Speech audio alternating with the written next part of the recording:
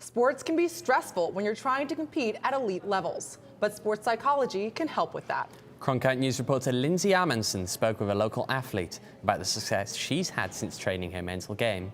Lindsay? Three-time Arizona State karate champion Lina Breunlin has competed at one of the most elite levels for 10 years.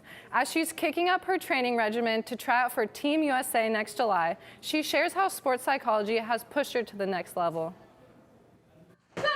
Competing on the USA karate team has always been a goal for Lina Breunlin, but her most recent successes stemmed from one of her worst performances of her career in fall of 2016.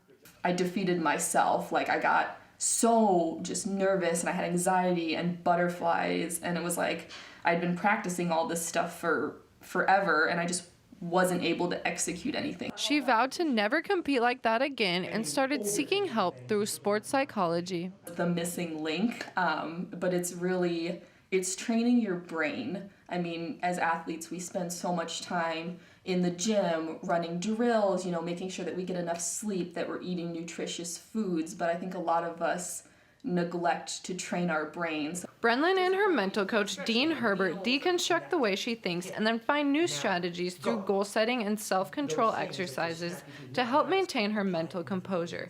Herbert says that mental game training helps with athletes' confidence, stresses, and anything that's interfering with their ability to perform well. And a thinking athlete is a bad athlete. We don't want you to think. We want you to count on your training, trust your training, and just execute. Her getting more consistent with the psychological approach has made her more consistent, and she wins more consistently now. Breunlin acknowledges there's a lot of negative stigma around sports psychology, and athletes might be reluctant to practice it.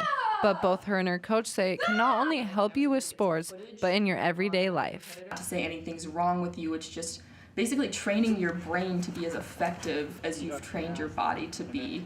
And honestly, as an athlete, who doesn't want to get any little competitive advantage that they can get? Breunlin hopes to take her consistency from her training, both mentally and physically, into the Arizona Karate Champions in March, and then again in July for the U.S. Olympic Game trials. But she also hopes to help take the negative stigma out of sports psychology. In the newsroom, Lindsay Amundsen, Cronkite News.